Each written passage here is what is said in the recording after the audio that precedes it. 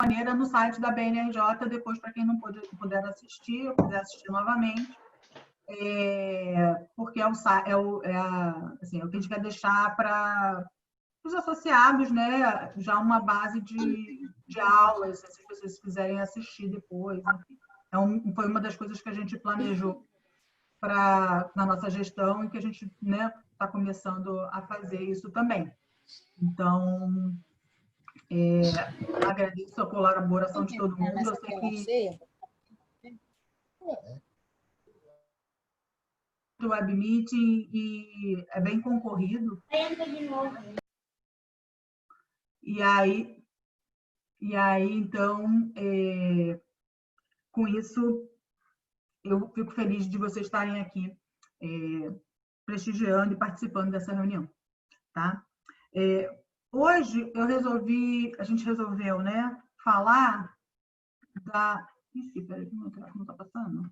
Agora foi.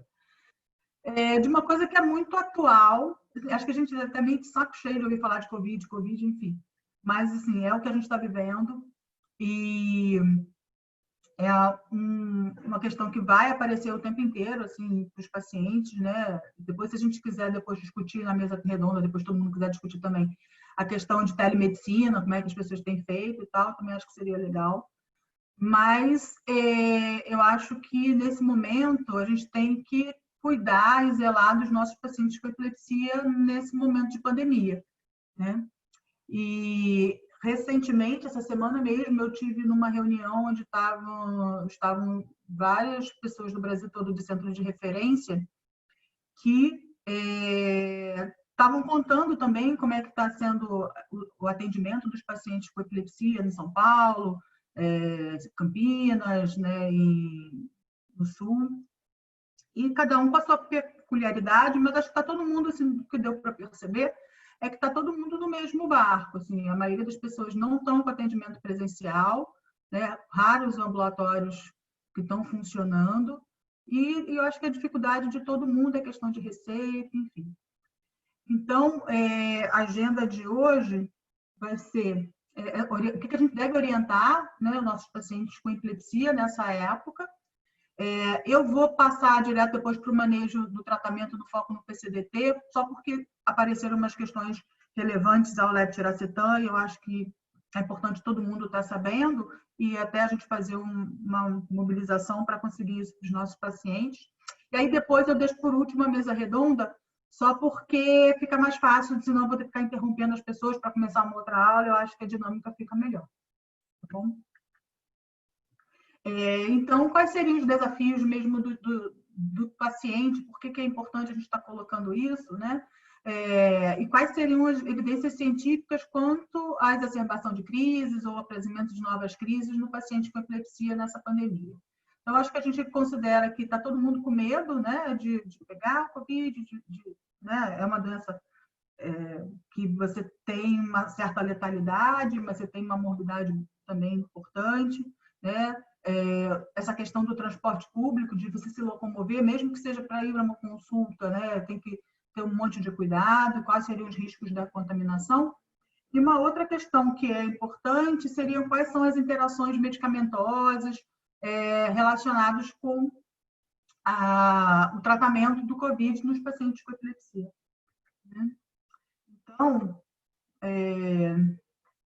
acho que a Marília pode agora assumir, deixa eu parar, pronto, e assumir e dividir a telinha dela. Deixa eu só fazer um agradecimento, que agora que eu vi aqui, a Lia, da Alemanha, prestigiando a gente aqui, acordada essa hora de madrugada. Obrigada, Lia, por você ter aceito o convite e contar mais ou menos como é que estão as coisas aí pra gente, tá? Um beijão, saudade. Pronto, Marília, pode assumir aí. Então...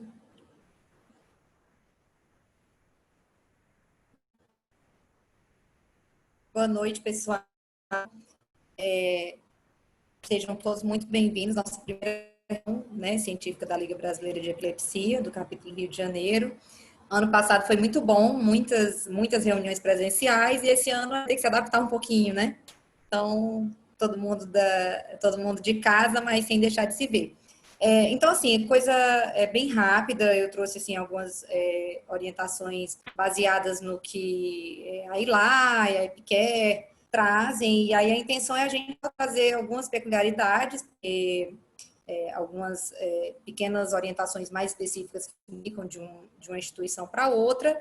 E sempre está buscando o que eles vão trazendo de novidade, qualquer coisa que for mudando, trazendo aqui nas reuniões, né? Então, assim, em relação às orientações para o paciente, no próprio site da ILAI, a gente tem, logo que você abre, você já tem a opção de Covid-19 e tem dito nas orientações para os pacientes, para os clínicos gerais e para os especialistas em epilepsia. Né? E só algumas coisas mais interessantes, pontuais, para a gente ver o que eles estão orientando, né? Então, assim, apesar de a ILA e outras mais sociedades científicas veem que a epilepsia por si só não é uma situação que faz o paciente passar a ter uma maior gravidade da infecção do Covid-19, mas ela traz na sua parte que o CT incluiu a epilepsia na lista do seu grupo de risco, junto com as doenças neurológicas crônicas, né? Uma coisa interessante em relação ao ibuprofeno, porque logo no início dessa pandemia houve essa questão de se o ibuprofeno poderia estar relacionado com maior risco de contrair a Covid ou de evoluir com maior gravidade. Então, em relação a isso, a ELAI se posiciona dizendo que não há evidências definitivas para contraindicar o ibuprofeno e que ele pode ser utilizado como outros AINES sintomáticos sem nenhum problema. Em relação aos serviços de emergência, são coisas que eles frisam bastante, a orientação para os pacientes evitarem, na medida do possível, ir aos serviços de emergência, né? Então, eles pontuam essas seguintes situações que aí realmente o paciente teria que ir. Crises tônico-clônicas generalizadas com duração maior que 5 minutos, no caso do paciente não ter um benzodiazepínico prescrito e disponível em casa, indicação de resgate. Crises que acontecem no banho, como piscina, um pós-ictal muito prolongado ou atípico, né? E, claro, se as crises resultarem importantes.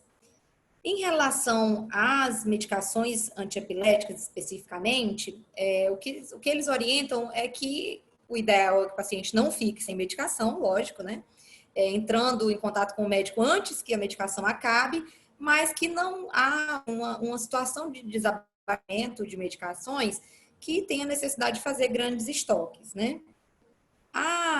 A EPICARE, né? Então, esse grupo europeu de doenças raras de complexa prevalência no seu braço, que fala especificamente de epilepsia, também traz algumas orientações e eu trouxe aqui só algumas coisas que têm pequenas diferenças em relação à ILAI, só para a gente ter um panorama de como que está sendo essas orientações. Existe, inclusive, um documento em português no site da LB, que você pode baixar e encontra uma cartilhinha dessas orientações, né? Então, em relação à EPICARE, em relação à medicação SOS, ele traz uma orientação específica de o paciente considerar utilizar a medicação um pouco antes do que utilizava antes. Então, já com 2 minutos de crise tônico-clônica generalizada, seria talvez o momento ideal para que essa crise não se prolongasse e não houvesse necessidade de início de emergência. Em relação ao ibuprofeno, muda um pouquinho em relação eles também falam que não tem evidência definitiva para contraindicar, mas que no momento seria prudente fazer uso de outras medicações. Em relação aos serviços de emergência, continua a orientação de que o paciente procure somente em situações de extrema necessidade. Inclusive, especificamente nesse documento, eles até colocam esses pais atípicos ou crises atípicas também, que o paciente considere gravar vídeos e entrar em contato telefônico com o neurologista antes de ir a um serviço de emergência, né?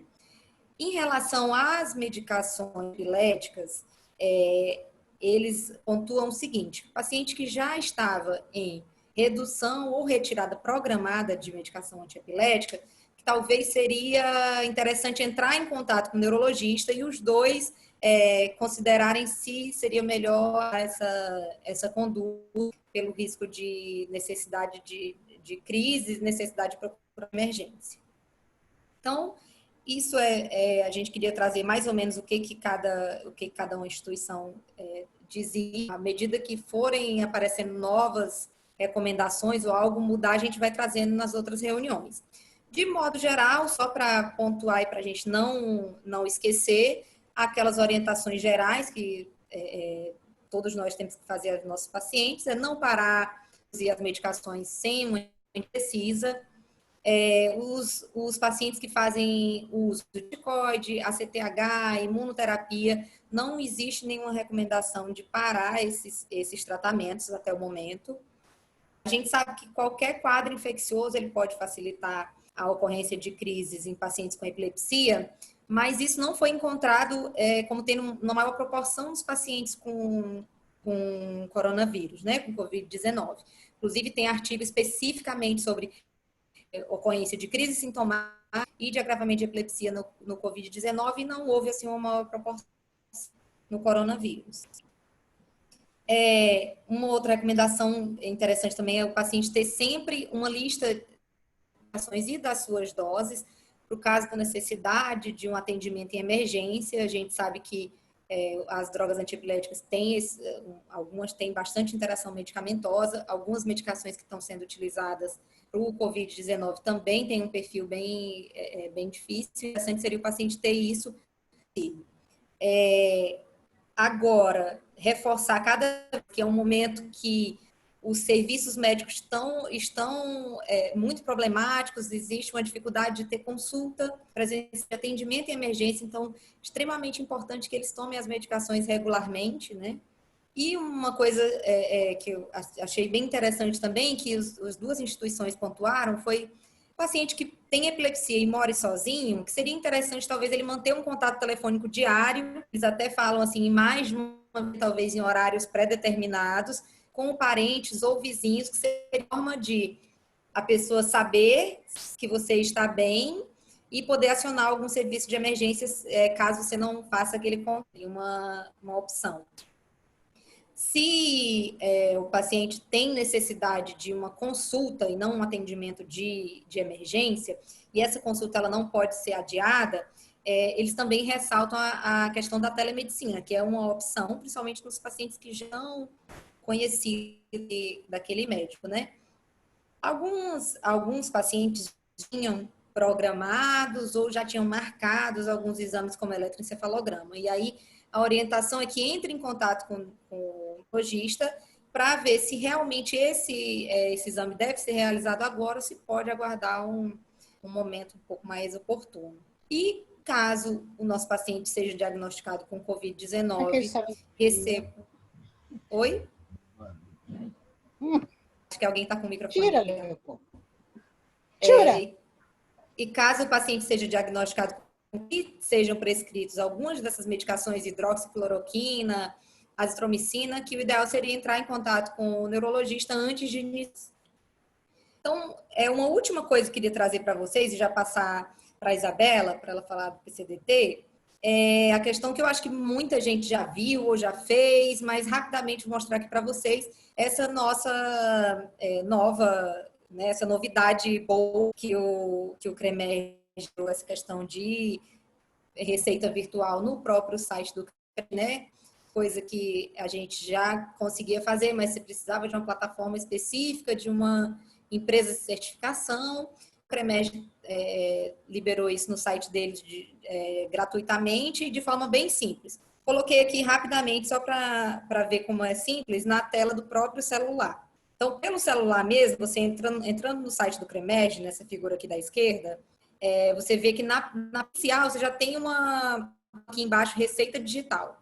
Quando você clica em receita digital, você vai para a tela da direita, colocar login, senha, seus dados de cadastro e já abre automaticamente nessa figura aqui da esquerda. Então, você vê que aqui em cima, você tem selecione o tipo de receituário.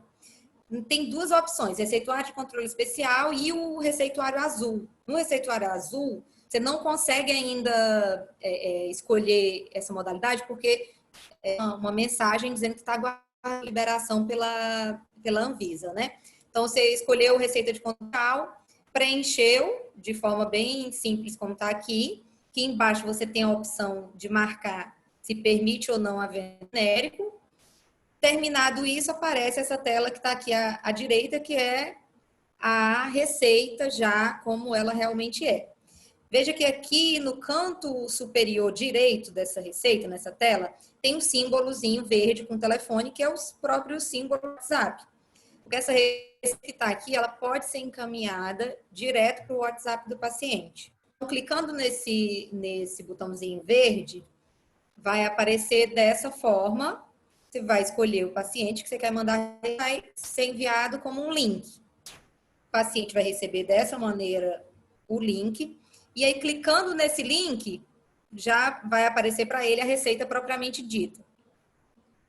Uma pequena dificuldade que a gente ainda está tem, e nem todo mundo nas farmácias tem essa noção, porque isso é uma coisa muito nova, né? Foi de semana passada para cá. Então, uma coisa que é interessante, às vezes, a gente saber como que eles fazem para receber essa receita, até para poder orientar. A receita, ela vem com um code, então o atendente da farmácia ou o farmacêutico tem 3 formas de validar essa receita.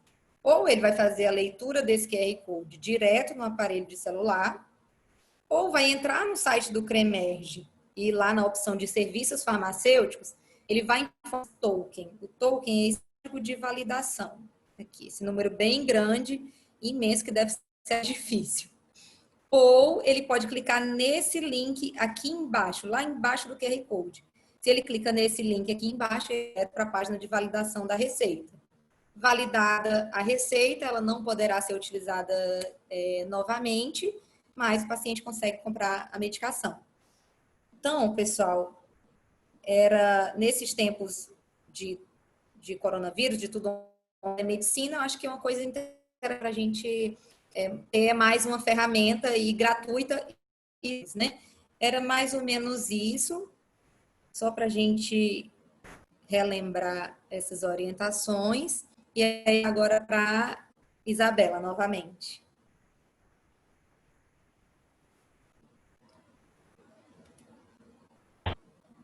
Isabela? Oi, peraí.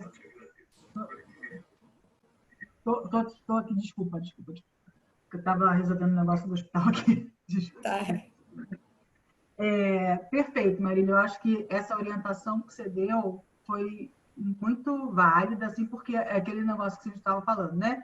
É bem recente, e uma das coisas que o paciente com epilepsia precisa ter sempre, né, é a receita. Então, essa dificuldade maior da prescrição, né, o paciente está com dificuldade de ter a receita, assim, às vezes está controlado, né? Hoje, assim, o paciente meu estava com... A gente estava em troca de medicação, eu falei, não vai trocar medicação nenhuma, vamos deixar como está sempre isso, deixa quieto, depois, quando passar isso, a gente começa a trocar novamente. Eu acho que assim, esse bom senso, né? Mas o que é fundamental é isso, a pessoa ter receita. Então, você ter mostrado como o CREMERGE facilitou, porque estava um sofrimento, né? Eu fui fazer certificação digital, né? Porque estou com muito paciente, então... E demorei só para marcar a biometria 3 semanas para fazer. Então, não dava, né? Então, o CREMERGE ter assumido isso, ter conseguido fazer isso, foi bom. Agora, falta só a liberação do receituário B, né? Que é uma outra dificuldade, mas a gente já está avançando. Então, deixa eu agora pegar a minha telinha aqui.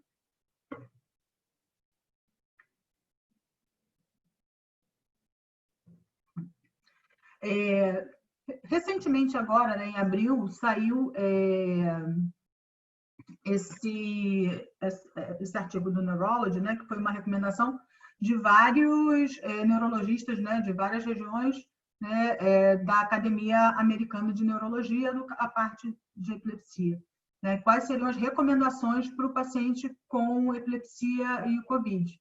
Né? E aí, eu acho que eles colocaram uma coisa que é muito pertinente, que é deixar as pessoas em casa o máximo possível, evitando, né, a atividade em hospital, né, em health facilities, e confirmar a adesão. Então, a gente está presente na vida do paciente, mesmo nesse período do Covid, mesmo que seja de uma forma virtual, eu acho que é importante, né?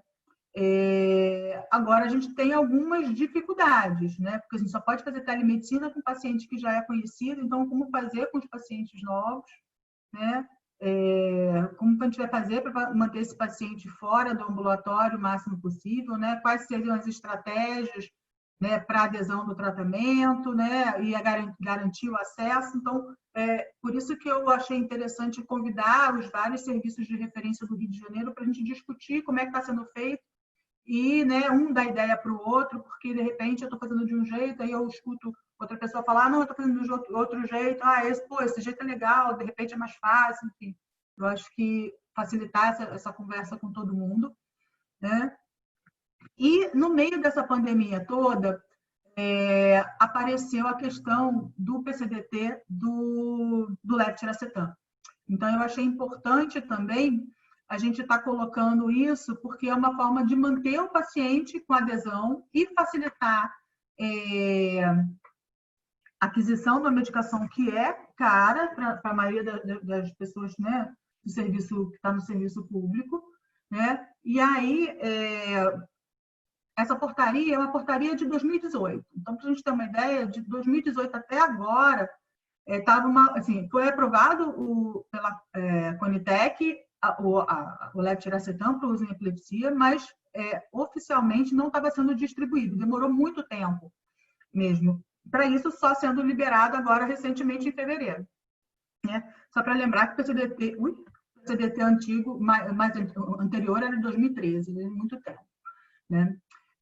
E qual seria o critério de inclusão? É a confirmação da síndrome epilética. O paciente tem epilepsia, no PCDT, ele já está apto ao uso da medicação, da maioria das medicações. O problema é que o levetiracetam, ele entrou um pouco diferente nessa ordem. Então, assim, o PCDT, eu estou aqui, assim, algumas coisas não são exatamente o que a gente costuma fazer, né? Mas isso aqui é o que está no PCDT. Por que é importante vocês saberem o que está no PCDT? Porque na hora de fazer o laudo, na hora de fazer o pedido do paciente, né, para incluir a medicação, se não tiver dessa maneira, eles não vão aceitar, né? Então, o que eles colocam? Eles colocam, então, que o paciente tem que usar. O que eles consideram primeira linha de tratamento? A carbamazepina, fenitoína, fenobarbital, valproico para as crises focais. Segunda linha, topiramato, lamotrigina e primidona. E eles consideram como terapia adjuvante o clobazam, levetiracetam, gabapentina, lamotrigina, vigabatrina e o ácido valproico. Isso para as crises focais. Para as crises generalizadas, a primeira linha, então, seria ácido valproico, fenitoína para as crises tônico-clônicas generalizadas, fenobarbital e carbamazepina para paciente acima de 1 ano.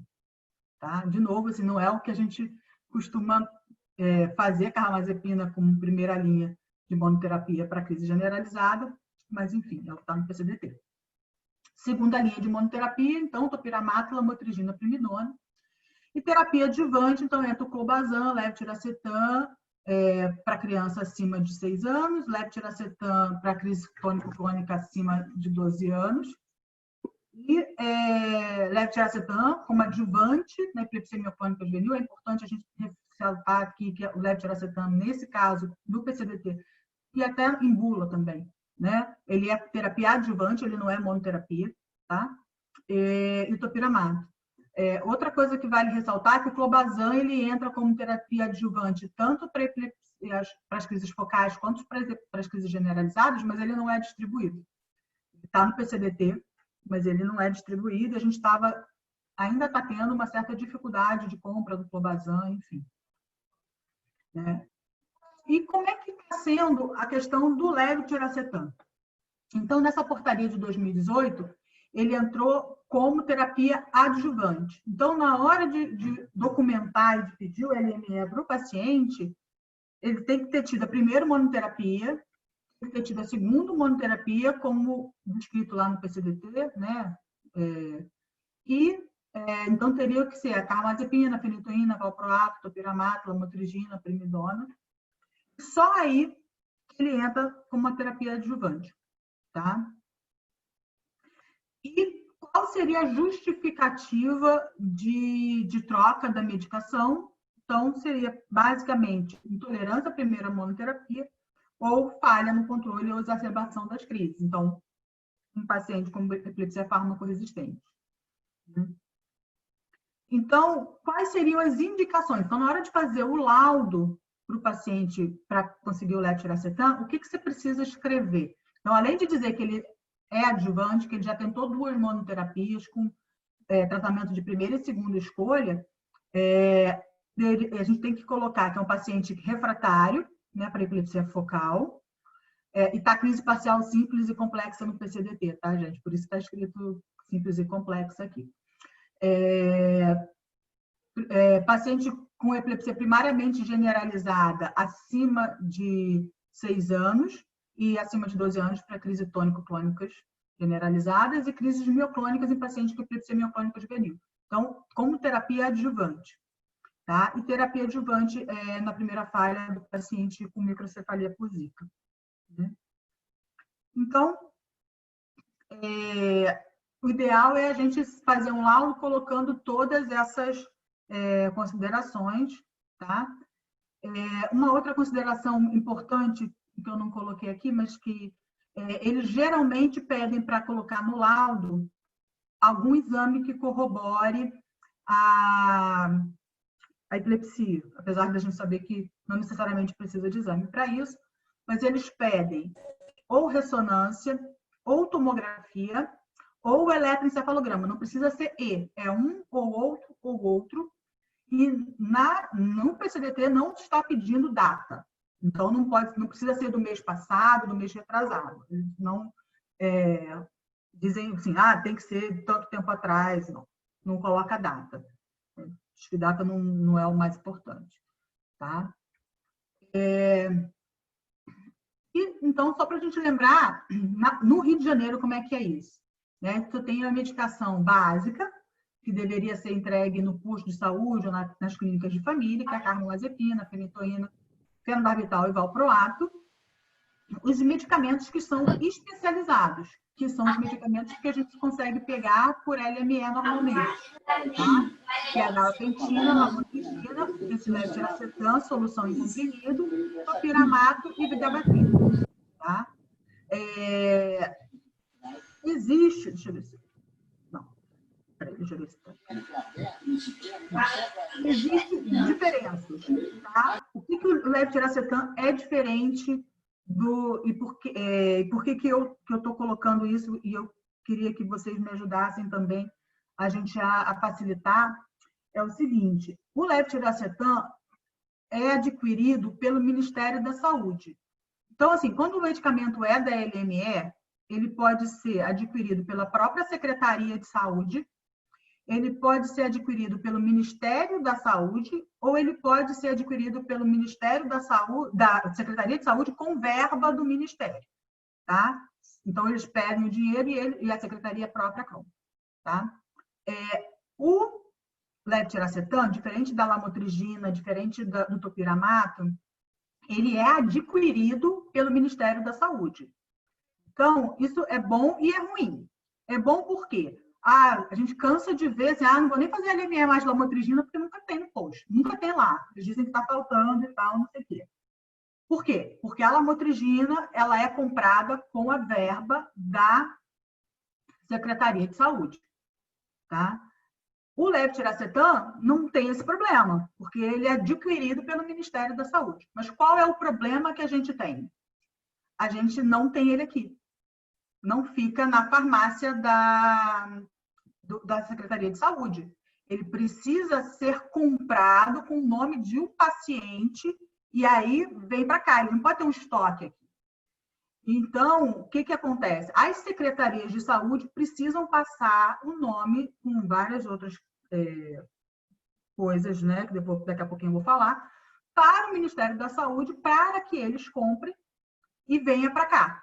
Então, esse trâmite demora um tempo, tá? Então, o paciente não vai sair de lá daqui a 15 dias com a medicação, por exemplo, tá? Então, o Ministério da Saúde, então, já começou essa distribuição para várias secretarias estaduais em abril, tá? Numa listagem que foram informadas por essas secretarias. O Rio de Janeiro não mandou nenhuma. Então, eles acham, o Ministério da Saúde acha que o Rio de Janeiro não tem nenhum paciente tomando levetiracetam, que não precisa, né? E o que acontece? O Ministério da Saúde comprou lá, não sei quanto, X quantidade de levetiracetam. Então, se São Paulo está pedindo 1/3 do X e Sul mais 1/3, o Nordeste mais 1/3, não sobrou nada para o Rio de Janeiro. Então, se a gente não se mobilizar e não correr atrás, os nossos pacientes vão ficar sem levetiracetam, tá? Porque eles acham que o levetiracetam, a gente não mandou nenhuma lista para eles, tá? Então, por isso que é importante, por isso que eu quis colocar isso para vocês, né? Então, ó, que eu falei, o Rio de Janeiro não mandou nenhum quantitativo, embora eu estou desde fevereiro tentando entrar em contato com a secretaria, mandei e-mail em nome da BNRJ, mandei e-mail em nome da LBE do Rio de Janeiro, em nome do Instituto do Cérebro, eu mandei vários e-mails para várias pessoas que são relacionadas à medicação, a parte de medicação lá, e eles não me responderam. Eu, inclusive, para essa reunião de hoje, mandei um e-mail convidando a eles para participarem, para eles explicarem, inclusive, quanto tempo está valendo as LMS, que são outras dificuldades que a gente tem encontrado, e zero de resposta. Nem caiu no spam, nem nada, ninguém me responde.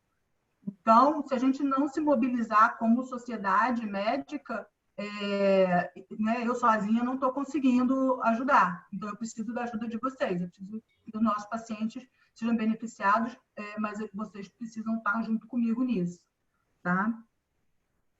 E aí, bom, isso daí eu já expliquei. E aí, o que acontece? Piorou mais ainda, porque com a questão do Covid, a gente está com mais dificuldade de chegar a LME lá. Eu nem sei se eles estão aceitando a LME nova, por isso que eu queria que eles viessem para cá, na reunião, para explicar até se estão recebendo, eu não sei dizer. E mesmo assim, a gente está com a maioria dos serviços atendendo menos ou atendendo ninguém. Então, as LMEs não vão chegar. E isso vai, né, só perpetuar essa questão, porque já estão na segunda remessa para o final desse mês agora, e a gente continua com 0 pacientes para o Rio de Janeiro. Tá? E aí, eu, nessa reunião que eu tive no início da semana, conversando com várias pessoas de vários estados, eu percebi algumas coisas.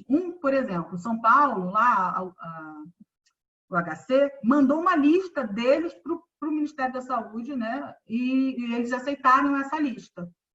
Então, isso foi uma porta que abriu na minha cabeça, tipo, cada serviço faz a sua lista, e a gente encaminha para a Secretaria de Saúde fazendo uma pressão. E aí, cada um mandando, ou pode ser eu mandando via LBE ou a BNRJ. Eu acho que cada um mandando o seu faz mais pressão, né? Mas se de repente quiserem ficar numa pessoa, num grupo só, pode ser, a gente pode combinar isso também. Mas eu acho que sim, se eu mando, se a Tânia manda, se a Sonisa manda, então tá vendo várias pessoas se mobilizando, eles vão se mexer mais do que só eu mandando e enchendo o saco, que eles não vão me respondendo, tá? E com isso, se a gente manda essa lista com o nome do paciente, o número do cartão do SUS, tudo certinho, eles já podem mais ou menos ter um quantitativo e mandar antes que a gente mande as LMEs. Foi isso que São Paulo conseguiu. Agora, Se a gente pensar assim, Brasília, eu fiquei encantada como funcionam as coisas lá. O Wagner falando, realmente, assim, a nossa Secretaria de Saúde, em termos de distribuição de medicação, está muito, muito longe do ideal e, assim, muito longe do que o resto do Brasil está fazendo. Né? Então, assim, Curitiba consegue com muita facilidade, Espírito Santo consegue também com muita facilidade, e São Paulo, obviamente, né, porque eles têm um peso importante, né, mas são mais organizados também. E Brasília, assim, o Wagner dá um show, assim, né, eles já estão distribuindo antes de entrar no PCDT via Distrito Federal e depois foi incorporado e eles estão fazendo essa migração. Então, eu acho que a gente tem realmente que se posicionar e pressionar a nossa Secretaria de Saúde. Eu sei que a nossa Secretaria de Saúde hoje está sendo um caos, né? Trocou secretário, enfim, né? Mas a sociedade médica tem que fiscalizar isso também, né? E é benefício para os nossos pacientes, né? Então, o que tem que incluir nessa lista de pacientes? Nome, CPF, endereço, cartão do SUS, se possível, CID vai ficar todo mundo igual, né? G40.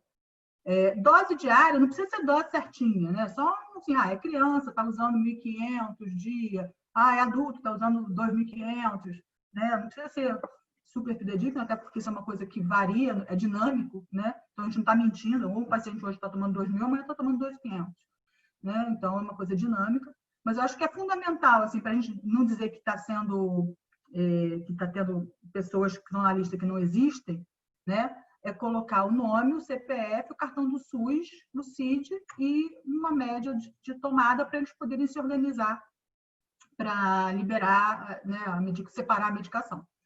E aqui são os contatos para onde se tem que mandar o e-mail, tá? Então, aqui é a Secretaria de Saúde para a Fabielle ou para esse que é mais geralzão, tá? Então, como é que é o passo a passo da prescrição? Né? Então, é aquela coisa de sempre, né? Tem que fazer a LME, né? Então tem que ter lá, o paciente tem que levar o cartão do SUS, CPF, RG, tem que ter aquele termo de responsabilidade que a gente já faz para todas as outras medicações, né? Uma declaração se for o terceiro para pegar, né? Isso também não é diferente de qualquer outra medicação que a gente prescreva por LME, isso está tudo igual.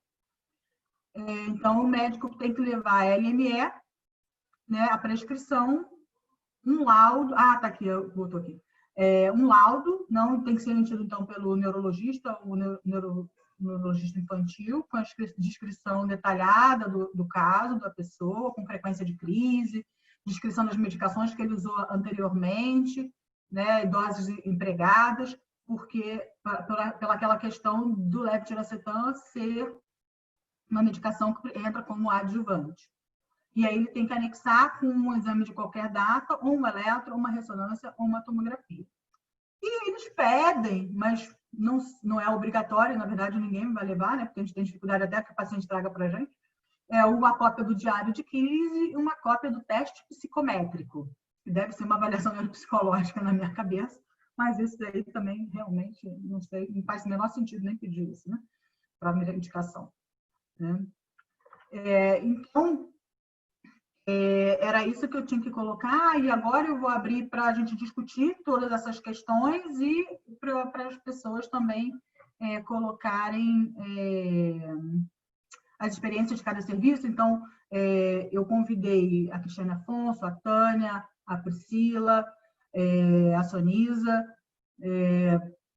e a Lia, para contar como é que foi lá como é que está sendo lá na Alemanha.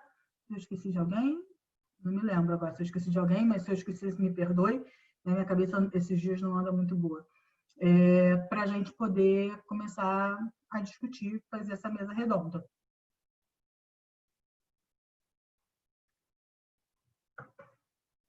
Ninguém? Alguém? Henrique, você consegue habilitar o microfone da Tânia, da Priscila? Alô, boa noite. Alguém me ouve? Sim, Tânia. Tudo bem? Tudo. Enfim, minha internet está aqui meio instável, mas é normal já, né?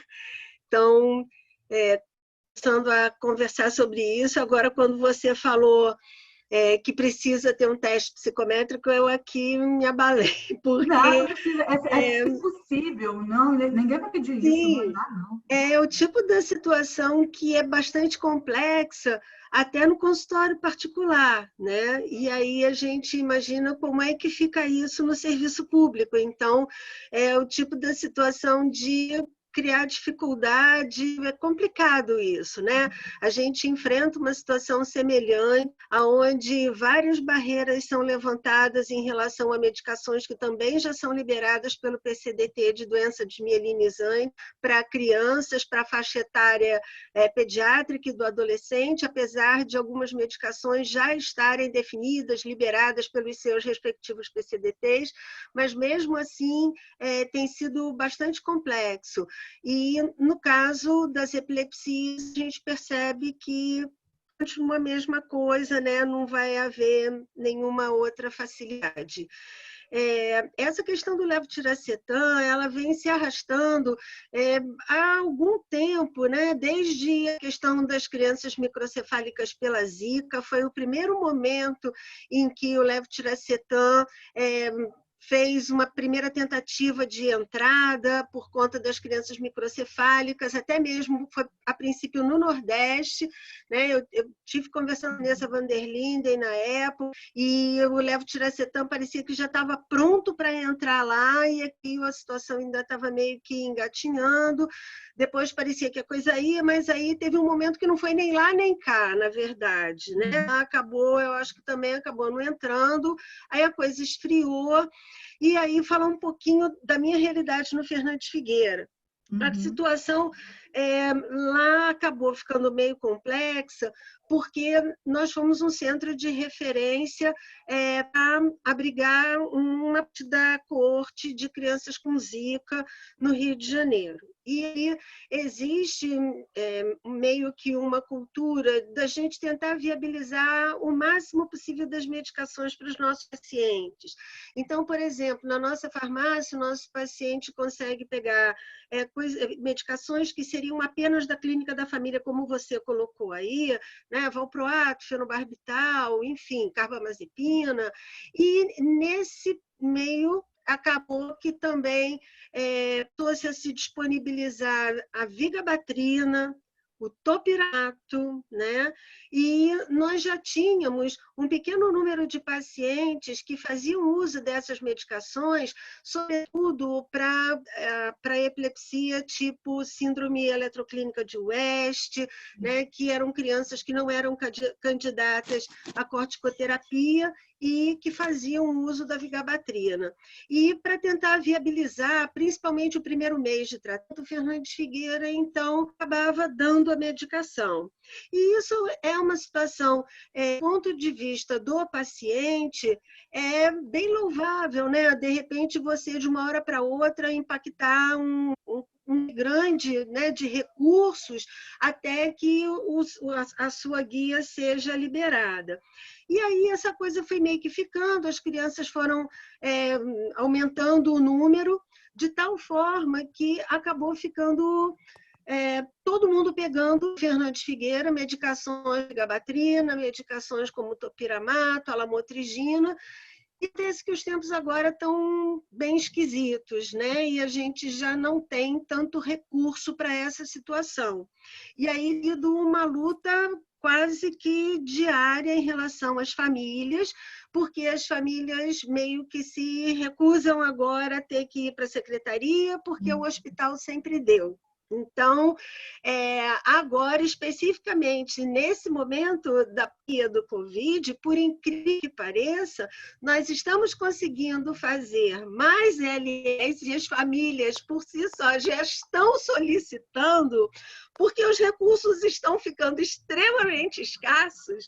De alguma forma, eles perceberam que, assim, não vai rolar, não vai chegar, entendeu? Não vai ter, então eles vão ter que viabilizar de outra forma. Então a gente tem tido, principalmente nas 2 últimas semanas, né, depois que o pessoal começou a conversar mais questão do PCDT, do levetiracetam, mais especificamente, nós começamos a incentivar cada vez mais que os pais dessem entrada nas LMEs. As LMEs agora passaram a idade de 6 meses, né? E nós começamos, então, a produzir os laudos, a produzir as LMEs, e eles estão dizendo que estão indo lá. Eu sei que eles estão aceitando, então, a LME nova. Estão conseguindo aceitar? Isso que era a minha dúvida. Na última semana, Andréia, realmente eu não vou ter condição de te confirmar isso, mas de pelo menos 3 semanas atrás eu tive a entrada de uma nova LME para interferon, para tratamento de um caso de esclerose múltipla numa paciente adolescente nova, e foi acolhido, e a paciente em 15 dias conseguiu pegar o interferon. Então, eu acho que deve ser mais ou menos a mesma coisa, né? Por enquanto, nenhuma das famílias acabaram voltando para dizer que isso ou aquilo não tivesse sido aceito. Na verdade, a gente veio conversando com os residentes, né? Fernanda também, a Alessandra, a Ana Paula, para que a gente também ajude os residentes a redigir os laudos, a fazer laudos consistentes, para que não haja essa recusa, né, por parte da secretaria, entendeu? Agora, eu acho que essa sugestão que você deu, a gente começar a gerar as nossas listas diretamente para o Ministério da Saúde, eu acho que pode ser bastante interessante. E, de repente, a gente, à medida que enviasse uma lista, replicava isso para você também ter meio que um backup, para saber exatamente quantos serviços, quantas pessoas estão né, encaminhando, porque depois, para evitar aquela coisa, não, eu não recebi de ninguém, não, recebeu, está aqui, outras pessoas. Então, seria um backup, né? De repente, nós poderíamos dar tudo com você como uma forma de mapear a nossa própria atividade de cada centro, entendeu? Legal. Pois é, a gente está realmente com um ambulatório, entre aspas, fechado, mas como nós somos um centro de referência para epilepsia de difícil controle, assim como você e vários outros, né, que estão aqui nessa reunião, é muito relativo que a gente consegue ficar fechado. Então, por exemplo, a gente pega a agenda por exemplo, hoje a gente pegou a agenda de segunda-feira, tá? E aí vamos ligar para aquelas crianças. Nós temos agenda com telefone, que às vezes funciona, às vezes não, às vezes já não é mais aquele telefone, enfim, como a gente sabe que acontece essa epidemiologia telefônica no serviço público, mas a gente tenta. E aí a gente telefona, pergunta como é que está aquela criança, né? Pegamos o prontuário dela, vemos quais são as doses, se realmente confere. Isso não chega a ser uma teleconsulta, porque nós não temos essa disponibilidade dentro do Figueira. Hoje, até dia 29, deve estar saindo uma regulamentação para isso dentro da instituição, mas nesse momento a gente faz via telefone celular, às vezes até de nós mesmos, entendeu? Que muitas vezes aqueles pacientes já têm algum vínculo, né, com o médico do seu ambulatório, e é mais fácil realmente entrar em contato com a gente. Tem algumas crianças que convulsionam muito, e volta e meia as mães ligam, e, enfim, a gente disponibiliza, a gente aceita isso numa boa mesmo. E aí a gente pergunta como é que a criança está. Se a criança estiver bem, a gente faz as medicações, faz as receitas e pede para que então os pais venham ao ambulatório, venham à instituição pegar. Esses pais vão chegar na portaria, vão dizer que vieram pegar a receita, ainda tiver medicação, por exemplo, a gente ainda tem um restinho de topiramato, ele leva esse topiramato mediante a apresentação da receita, senão ele leva as receitas. Isso a gente está garantindo. Quando você está realmente, olha, está tendo muito mais crise, aumentou o número de crises, a gente pede para vir, né, e tenta ver o que está acontecendo, né? Muitas vezes, quando a mãe fala que houve uma mudança no padrão de crise, ontem, na quinta-feira mesmo, ontem nós tivemos esse tipo de situação, aliás, quarta-feira, uma mãe que chegou e disse que o padrão de crise da criança estava muito diferente, estavam passando a ser crises desperceptivas, uma criança que tinha crises só ao adormecer, agora ela tinha passado a ter crises durante o dia também. A gente aproveitou, fez o eletroencefalograma dela, viu que talvez fosse só uma defasagem de medicação, reajustamos as doses, não tinha havido uma mudança significativa no padrão do eletro, então nós fizemos a liberação dela presencialmente. Tá? Então, alguns casos vêm presencialmente, outros não. Tá? E é mais ou menos dessa forma que a gente está levando a situação lá. Tá? Inclusive, algumas prefeituras em torno do Rio, né, que assistente social liga, dizendo que a criança está muito pior. Ontem nós tivemos uma epilepsia de Gastor, que a criança não tinha, estava perdendo a visão, e a mãe já tinha procurado um outro médico. Enfim, a gente achou melhor a criança vir, né, para poupar problemas, e ela saiu bem encaminhada. Então, é isso que está acontecendo lá com a gente. Poxa, Tânia, obrigada, assim, tá fantástica a sua colocação. Eu acho a tua ideia da gente cada um mandar o seu e depois me manda só uma cópia do e-mail que mandou, só para poder. É bom que a gente deixa guardado e tem como, olha, assim, vocês receberam sim, da mesma maneira que não me responderam, né? Olha só, já mandou esse e-mail, aquele e-mail, que aí documenta, né?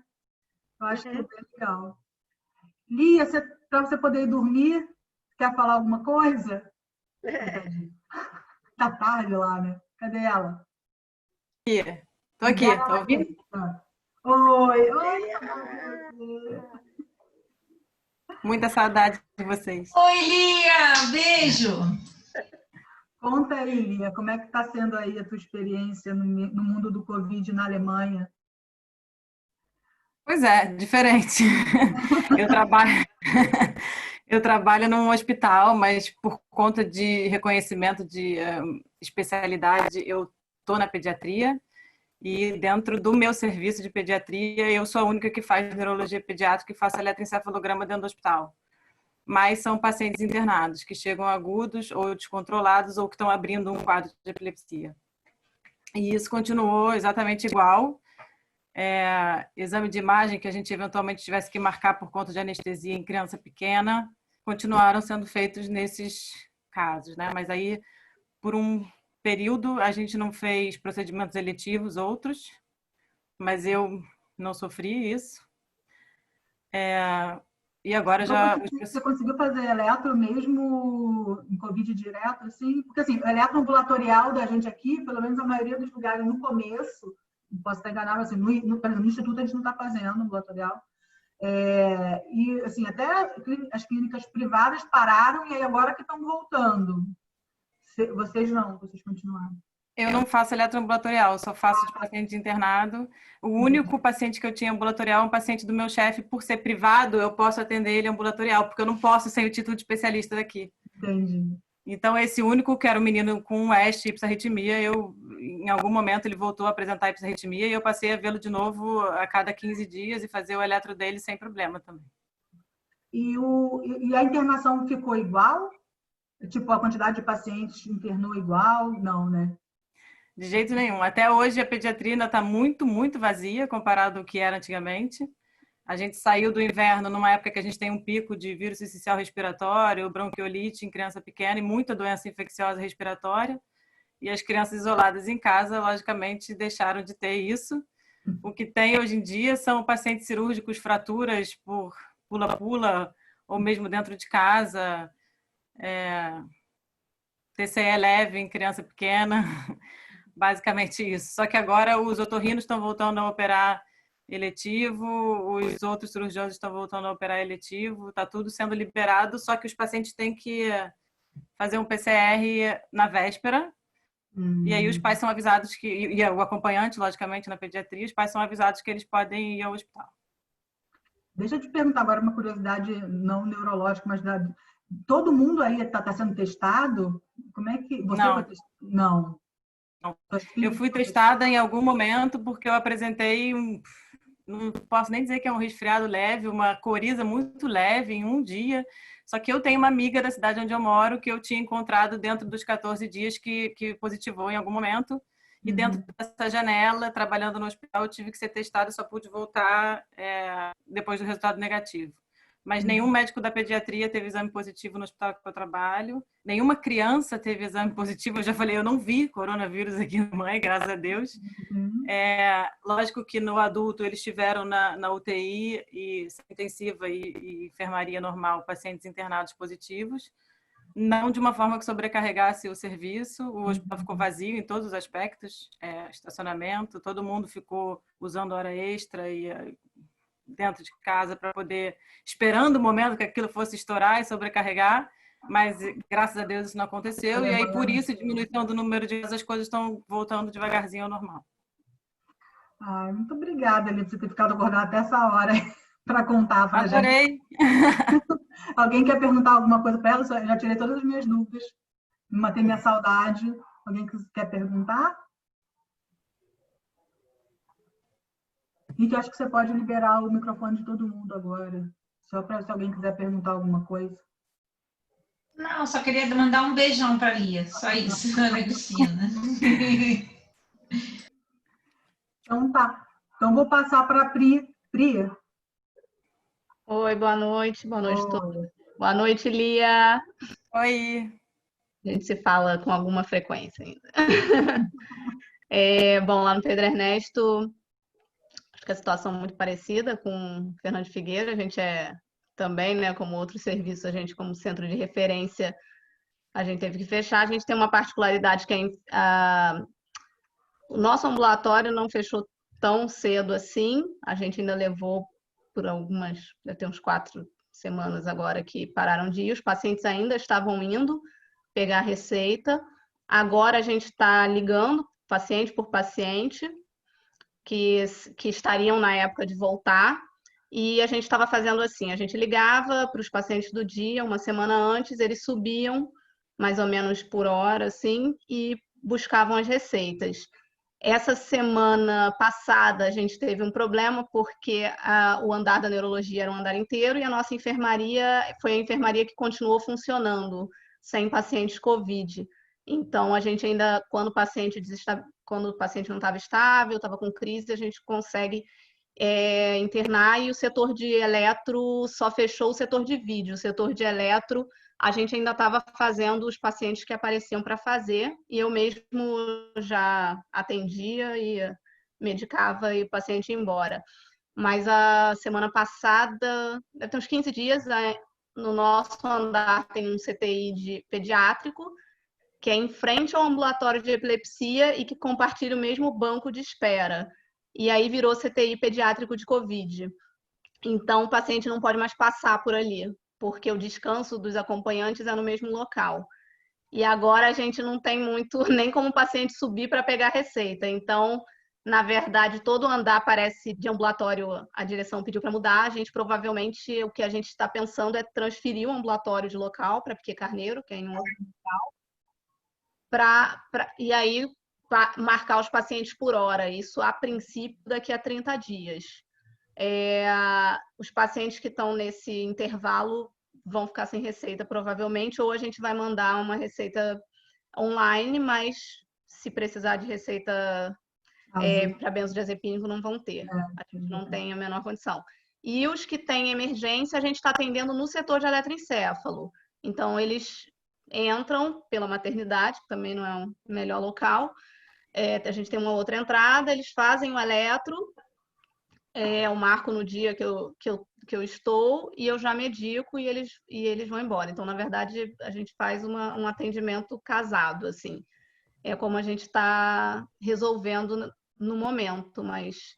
E a questão da lista, eu acho que eu mandaria as duas, eu mandaria por serviço e olha, aqui retificando a listagem geral, que já é bom ter mais de um, porque esse pouco está meio complicado mesmo. E agora vai ficar mais complicado, a gente não sabe muito como vai... A sorte é que, assim, por isso que falando, por um lado é bom quem está comprando é o Ministério da Saúde, porque assim, acabou o dinheiro do Estado do Rio, mas o levetiracetam a gente não consegue trazer. Acho que é difícil operacionalmente agora, talvez, esses Pois próximos dias. é, E mais difícil pelas trocas, a gente não sabe muito bem como vai ficar, né? Então, lá, eu acho que um quantitativo que até a gente tinha conversado lá, eu conversei com o Marcelo, que fica no ambulatório de adulto, 50 pacientes que a gente já conseguiria, que a gente tem certeza que precisaria. Essa é a nossa demanda reprimida. Mas são pacientes novos, a gente não sabe, né? Que estão na primeira medicação ainda, mas com certeza o que a gente tem catalogado são 50 pacientes. Legal. Vocês têm visto pior exacerbação de crise nesse período, assim? Engraçado, né? Não tenho visto. Eu tenho. Inclusive, isso que eu queria falar, né? Que, na verdade, eu vi um paciente que já estava há 8 anos sem crise, chegou lá depois de ter tido várias crises, nós fizemos a tomografia de tórax e era Covid. E tivemos uma outra que entrou em status, que também estava super controlada, e foi para o Miguel Couto e era Covid também. Então, eu vi que a Marília, né, falou que não tem correlação de Covid com a crise. Eu não tenho essa certeza. Porque eu tenho visto alguns pacientes... A gente está com um ambulatório com meia porta aberta, né, não está completamente aberto, mas a gente tem ido, a gente está em esquema de plantão, a Glória está aí no grupo e ela sabe como é que a gente está funcionando, a gente tem ficado lá e quem chega a gente tem, com alguma queixa, a gente tem atendido, estamos dando as receitas também, mas como eu fico na segunda-feira, meu plantão é na segunda, que é o dia da epilepsia, a gente tem recebido alguns pacientes com crises descontroladas, eu já recebi 2, e ontem no consultório eu atendi um menino cuja a queixa era a primeira crise convulsiva e ele foi para o hospital e lá resolveram testar Covid e foi positivo. Então, isso aconteceu hoje comigo, que foi a primeira vez. Só uma coisa, só o seguinte, essa questão da crise com Covid, isso são as informações que eu estou tirando da ILAI, né, e dos artigos. E aí, realmente, eles colocam, como não tendo essa... Só para esclarecer, tá? Então, assim, tem alguns artigos lá que falando, assim, exclusivamente de crise sintomática no Covid e de exacerbação.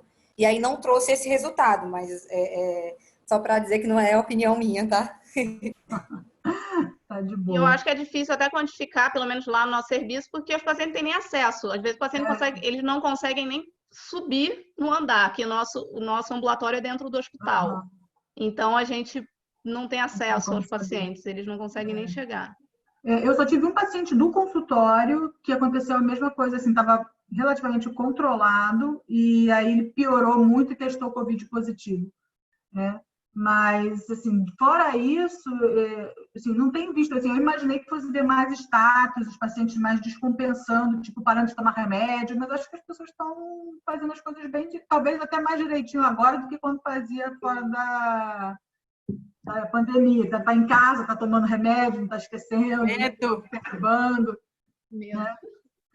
Tá com medo de ir pro hospital, né? Cris, você quer falar mais alguma coisa de lá? Como é que vocês estão? No Duolingo?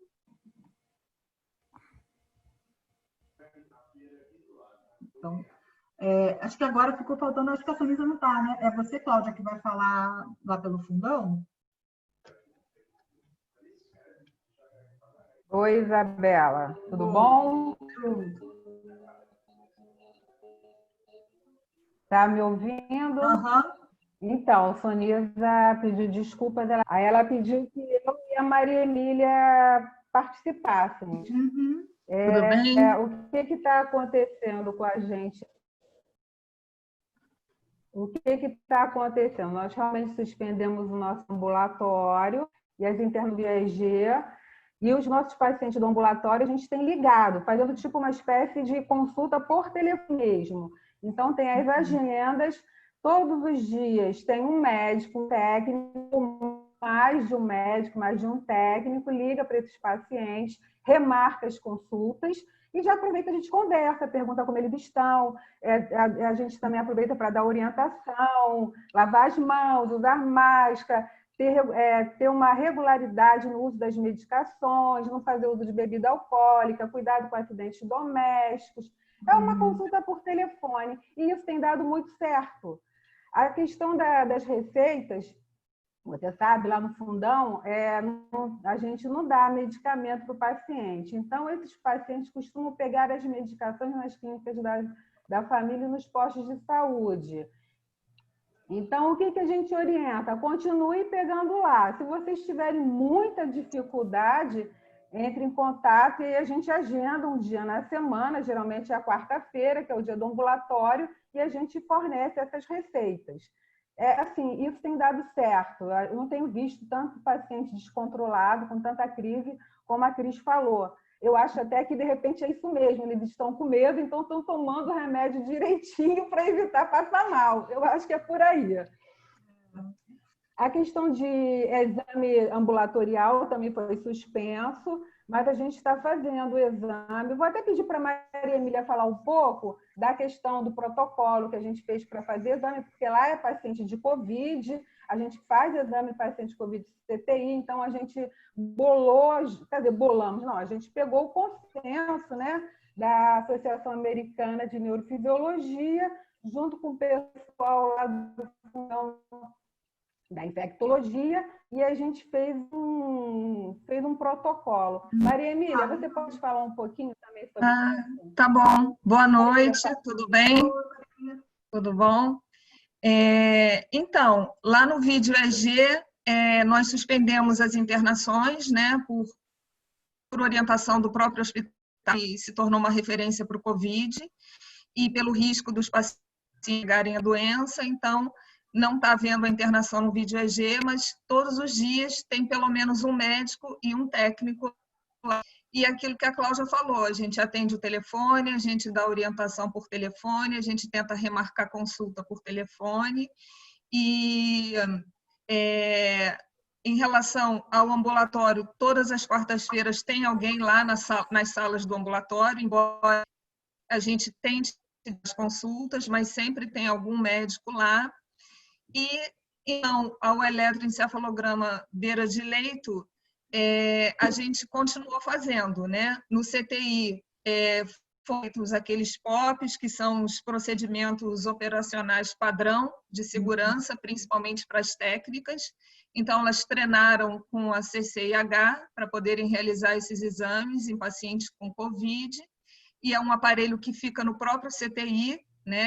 Ficava antes, ele rodava tal, agora esse aparelho fica somente nas unidades que fica à disposição. E os outros exames à beira do leito de pacientes não Covid, fazendo com outro aparelho, que era um aparelho que era utilizado não para vídeo EG, um aparelho que se usava no eletroencefalograma do terceiro andar, né? Que foi disponibilizado, então, já que esses exames também suspensos, exames eletivos todos suspensos, esse aparelho faz exames nos leitos não Covid, né? E, por enquanto, tem dado certo também. Como a Cláudia falou, a gente não observou nenhuma hora, que a gente saiba, não teve nenhum paciente que precisou ser atendido na emergência por conta de piora de crise, né? E tá dentro do possível, a gente está conseguindo contornar. Acho que era isso. Eu, inclusive, tive um paciente com Covid, ele me ligou e ele precisou de medicação, a mãe dele foi buscar e ela falou que não houve piora da crise dele. Então, assim, realmente não, até então não tenho observado nenhuma piora, mas só tive esse caso lá do hospital. Um paciente com Covid, ele fazia uso de ácido valproico, continuou fazendo e, assim, segundo o relato da mãe dele, não houve nenhuma piora no número de crises dele, não. Tem dado certo, assim, eu acho que esse contato telefônico com o paciente, essa consulta, eu acho que deu muito certo, porque a gente está orientando e eles estão se sentindo assim, protegidos por nós. Eu eu acho que a minha internet caiu. Tá fraquinha, agora melhorou. Eu acho que a minha internet caiu. Falhou. Então é isso, eu acho que essa conexão de ligação, de consulta por telefone, vamos colocar assim, eu acho que é uma hora muito interessante de se manter o contato com os pacientes e também evitar confusão na sua agenda para o segundo semestre, porque você já está marcando a consulta dele, a agenda fica toda organizada e você pode ajudar sempre você ajuda em alguma coisa, dá uma orientação de Minas Gerais, querendo saber se podia tomar ivermectina. Eu perguntei, para que você vai tomar? Você está com Covid? Ela, não, é porque eu quero prevenir. Então, são umas maneiras, entendeu? Mas que pelo telefone você ajuda o paciente. Né? Eu acho interessante. Eu estou rindo porque eles têm feito a mesma pergunta. Todo mundo tomando ivermectina para prevenir. Vai prevenir o quê? Já não tem nada. É verdade. Então, assim, lá no Antônio Pedro, a gente não tem vídeo AG, né? A gente tem só o ambulatório mesmo.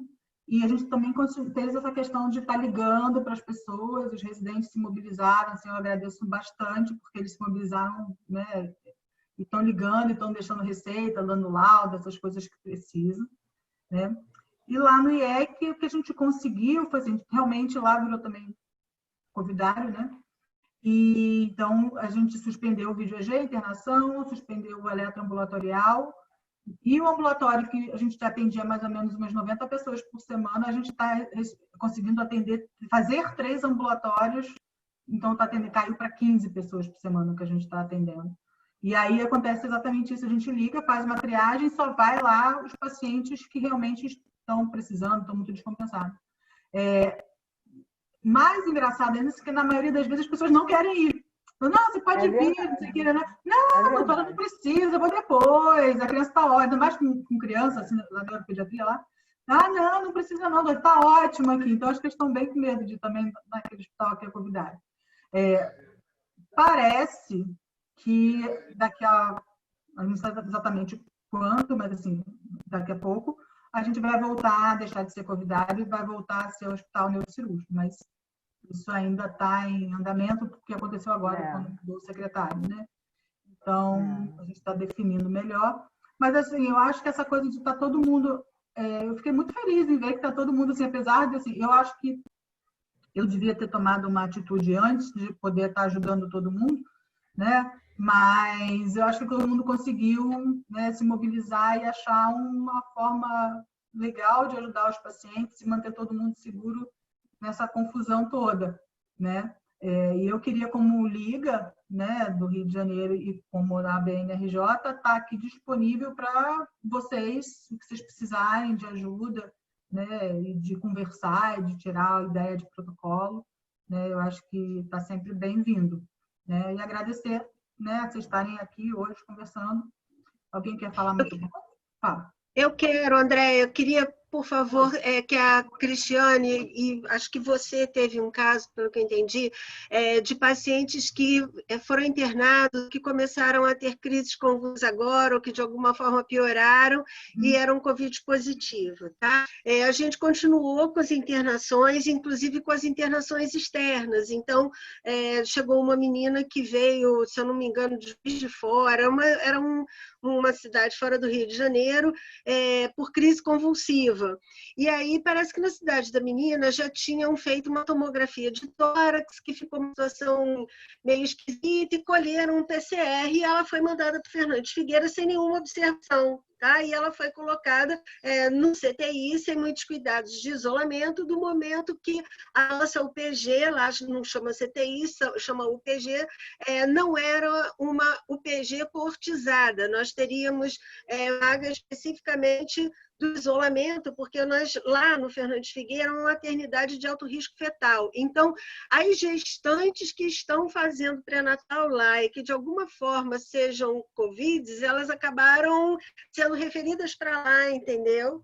tanto que isso acabou acarretando dança no terceiro andar, que é onde justamente são os berçários e a maternidade.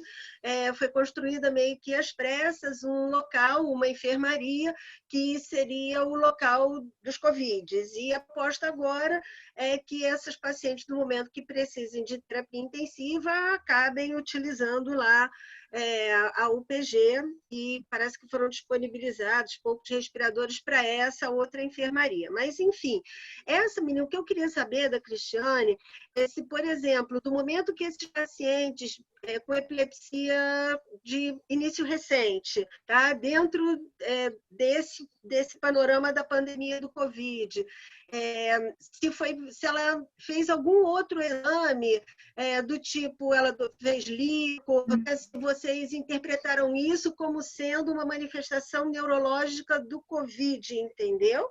E aí fizeram líquor. Dessa menina a gente acabou fazendo tudo. Ela acabou realmente, ela depois testou positivo, né? E acarretou um grande problema, porque aí a gente teve que isolar tudo, uma situação complexa. Mas assim, foi feito líquor e foi interpretado realmente como sendo um quadro encefalítico. Okay? Ela não tinha essa história patológica pregressa de crise convulsiva nem de epilepsia. Então, queria saber de vocês exatamente isso. Esse paciente, só tive um, né? Esse menino já tinha epilepsia e ele exacerbou a crise, só que nesse meio tempo, entre conseguir vir falar comigo, ele já tinha feito o diagnóstico e já tinha começado a usar prednisona, e, enfim, ele veio para mim na consulta hoje, já compensado, inclusive, de epilepsia. Então, para mim foi mais fácil entender que isso foi uma exacerbação da epilepsia dele por um quadro infeccioso, né? Mas aí da crise eu não sei. O meu menino, que foi primeira vez, ele foi para o Vitória, e lá no Vitória a mãe dele pediu para fazerem a testagem, ninguém queria fazer, ele tem uma tomografia de tórax que foi normal, mas aí na testagem ele tinha tido uma gripe na semana anterior, e aí na testagem, 4 dias depois, saiu o resultado que foi positivo. A paciente do Instituto eu achei muito esquisita. Uma foi status, e essa que foi em status, a gente também não estava entendendo por que ela estava em status, ela foi para o Miguel Couto, depois o diagnóstico foi feito lá. Mas e essa a gente ficou com a cara em cima dela, né? Quer dizer, todo mundo segurando, porque ela fez umas 20 crises no Instituto e ela estava super controlada. Ela tinha tido uma crise há 3 meses atrás e fez 20 crises. A gente levou ela para o Rocha Maia. Foi um horror, isso no meio já do esquema de Covid, quer dizer, a gente está atendendo com pouca gente. Mas ela foi para o Miguel Couto mal, em status e sedada, e enfim, e lá eles fizeram. E a outra paciente foi uma paciente que estava há 8 anos sem crise nenhuma, com dose baixa de ácido valproico, que tomava um remédio porque não queria suspender de jeito nenhum, ia consulta de ano em ano, e teve 4 crises num dia, depois teve 3 crises no dia, e quando ela chegou lá eu achei esquisito que ela tivesse tido as crises. E aí eu falei com a minha residente, falei assim, pô, será que isso é Covid? Aí a residente falou, vamos passar na tomografia de tórax? E aí a gente passou na tomografia de tórax e era Covid.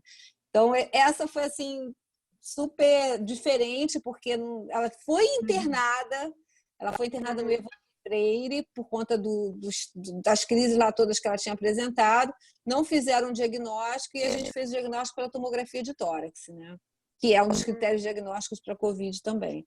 Então, foram esses 3 casos que foram assim, mais emblemáticos e mais com certeza que tinha Covid. Eu não tenho, porque agora a gente resolveu que todo paciente que chega no Instituto de Neurologia, que esteja com quadro de crise descompensada, a gente passa na tomografia de tórax, porque a nossa tomografia está ociosa. Então, a gente está fazendo tomografia de tórax. Eles nem entendem. Falam, vamos fazer uma tomografia de tórax. Então, e a gente teve uma grávida também, que a gente acha que... Mas a grávida, o diretor não deixou a gente fazer a tomografia porque ele disse que a grávida, que era muito academicismo ali, que não vamos fazer.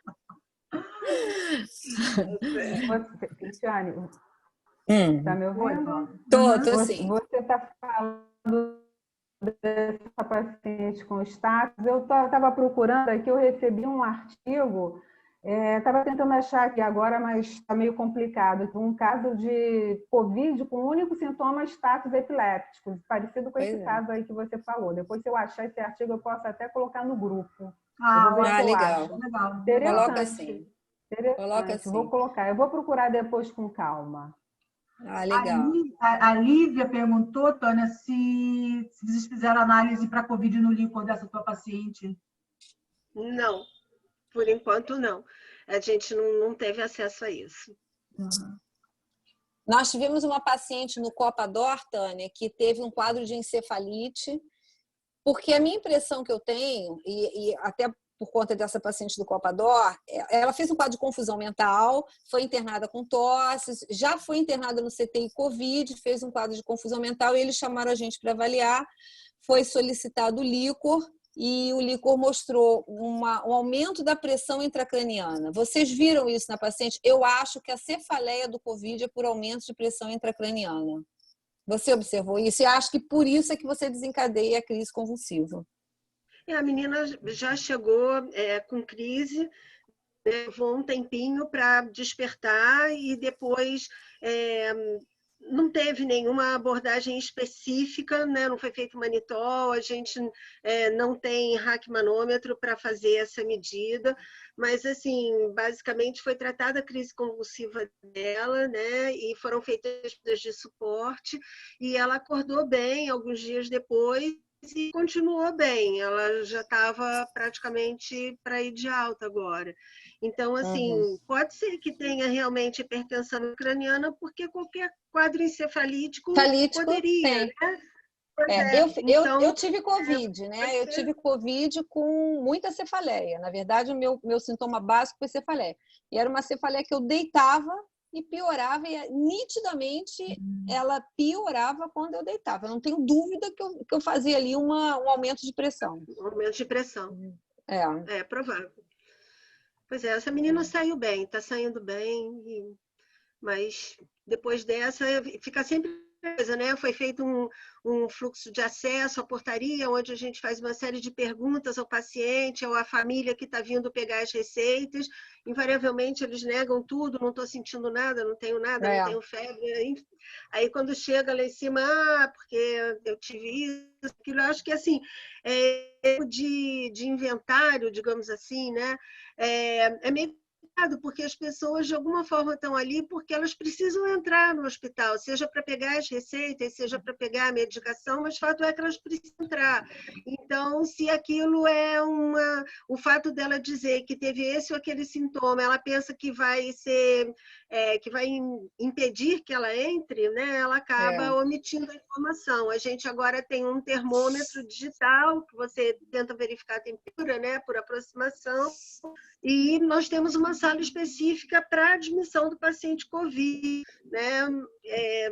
Mas ainda assim, às vezes as coisas passam e o paciente chega lá em cima e é COVID positivo. Né? Agora, essa situação de não testar, essa situação da gente não saber quem tem, quem não tem, né? Principalmente agora que a situação está chegando para as comunidades, né? De repente, assim, são essas pessoas que eu acho que vai dar tilt por aí, entendeu? Porque são pessoas que começam um quadro de gripe, são, por exemplo, podem estar te ajudando de alguma forma em casa ou em algum outro segmento da tua vida, e aí você fica naquela, não, então não vem, então, né? E é muito complicado. Eu acho que, de alguma forma, tinha que ter uma forma de testar, pelo menos os sintomáticos, né? Pelo menos os sintomáticos, ainda que fossem sintomas inespecíficos, porque os sintomas são inespecíficos. Né? Então, sintomáticos e pessoal de convivência desses sintomáticos, né? Porque às vezes pode ser assintomático, mas teve contato e está perpetuando aí a infecção, né? Mas é verdade, você vai no mercado, né? Você faz um monte de coisa, vai na farmácia, vai no mercado, é pouco que eu estou trabalhando lá. Assim, Isabela, vou te dar uma visão de um hospital grande, que é o Hospital Geral de Bom Sucesso, em que a neuropediatria praticamente foi fechada, como todos os ambulatórios de especialidade. Eu especificamente fui tirada da neuropediatria, estou desviada para uma outra função chamada epidemiologia, em que nós temos em torno de 400 pacientes internados no prédio em que era um prédio cirúrgico. Assim, eu não vejo uma descompensação epilética importante, porque a gente vê um quadro de alteração de sensório, que às vezes antecede a gravidade respiratória, tá? E a grande dificuldade, como a gente também está vendo no IEC, do despertar, né? Da saída do quadro respiratório, né? Na epilepsia pediátrica, quer dizer, na neuropediatria, fica uma pessoa fazendo, que tem uma experiência pediátrica, então ela fica também na triagem da pediatria, os pacientes que entram são triados na porta para ver se tem quadro respiratório ou não, ou sobem para fazer muito mais receita. São muito poucos, vou te falar, eu esperaria, pelo volume que nós temos de atendimento, que nós somos 3 neuropediatras, são 2 ambulatórios praticamente por dia, quer dizer, eu esperaria um volume muito alto e eu não estou tendo, sinceramente não estou tendo. E na parte adulta, quer dizer, tudo engloba na parte adulta, eu esperaria também muito mais quadro de descompensação epilética e eu não vejo, dentro dos pacientes internados, que a gente tem um pool muito grande de pacientes transplantados, né, com CA, né, pacientes com outras comorbidades muito graves, e a convulsão não é um sintoma tão importante ainda. Eu esperaria, assim, pelo grau de processo inflamatório e de hemoconcentração, né, pelos distúrbios trombóticos, e que a gente visse muito mais crise convulsiva sintomática, né, e realmente em um hospital com um volume extremamente alto, né, porque nós somos a referência, né. Eu acho, assim, que a gente até, seria uma coisa interessante, o que a gente está fazendo no IEC, né? A gente, como não está podendo atender todo mundo, os pacientes normalmente, não está fazendo vídeo, e o pessoal do CTI está com dificuldade, porque são 44 leitos só de Covid, a equipe de epilepsia ficou nesse meio do caminho de comunicação com os familiares, passar a visita, né, do CTI. E, então, a gente olha o round, né, o boletim de todos os pacientes, né? E não é o que a gente vê, né? A maioria dos pacientes não tem crise convulsiva. Quem tem é quem já tinha tido epilepsia mesmo, né? Mas mesmo assim, a gente não vê um volume tão grande. Pelo menos assim. É muito mais descompensação pela característica inflamatória e imunológica que a doença desencadeia, né? Lá, assim, pelo que o último número que eu tive, foram 175, quase 180 pacientes internados, né, que passaram, morreram, tiveram alta, enfim. E, assim, desse grupo, eu acho que o percentual muito pequeno, né, sei lá, 3 ou 4 tiveram crise convulsiva, né? Pelo menos pelo que eu tenho visto do round, assim, mas... Então, mais alguém quer falar alguma coisa? Isabela, como a gente está com o CTI Covid lá também, e está com o aparelho, com esse protocolo, assim, realmente, isso a gente finalizou esse protocolo realmente tem uma semana. E eu, assim, nesse período de uma semana que esse protocolo foi montado, que as técnicas receberam aula até para se paramentarem com os EPIs de como fazer a limpeza do aparelho, ainda não foi chamado para nenhum quadro de crise epiléptica, ainda não. Então, eu acho que realmente é isso mesmo que vocês estão falando. Acontece, sim, claro, mas eu acho que não é uma coisa assim tão frequente como a gente pensou que fosse ser, né? Até pelo quadro, como a outra colega acabou de falar, de inflamação, de hipóxia, de isquemia, de tecidual. Mas realmente, assim, por enquanto, a gente também não tem observado nada. AVC sim, tá? AVC, eles já tiveram alguns casos lá no CTI, de acidente vascular cerebral. Mas, assim, crise convulsiva, realmente, nesse período, eu ainda não vi, não. Tá? Era isso que eu queria dizer. Não, a gente tem muita trombose, assim, AVC acho que a gente não chegou a ver muito, mas quadro trombótico, sim. Não. Teve um caso, outro dia que eu estava conversando com o chefe do CTI, ele falou, ó, já tivemos 1 ou 2 casos de acidente vascular cerebral nesse período todo, começou a receber paciente. Mas crise convulsiva, que eu saiba, pelo menos que eu saiba, não sei se Maria Emília soube de algum caso. Acredito que não, porque a gente está sempre conversando todo mundo junto lá e a gente sabe tudo o que acontece. Tá? Você ia falar alguma coisa, Tânia? A Gilca, que também está na sala aqui com a gente, né? Tá, acho que ela faz ambular com vocês no IEC, né? E ela está colocando que também não tem visto essa piora de crises e que os pacientes estão indo até muito mais por situações psiquiátricas, né? Com medo de perder a consulta, com medo de haver uma piora, mas que ela também não está observando esse agravamento de crise. A Juca está fazendo ambulatório, ela tem visto. Legal. Isso. Bom, se alguém quiser falar mais alguma coisa, senão acho que a gente pode encerrar. Assim, eu achei que foi super bom, adorei que todo mundo está aqui participando, né? Agradeço. Muito bom, sim, Isabela. Você deve fazer outros aí com a gente, que é muito legal a gente trocar essa experiência.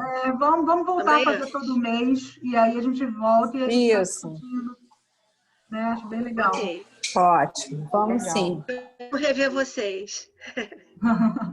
Boa noite, Tchau, gente. obrigada. Tchau, gente. Tchau. Boa noite. Tchau. Tchau.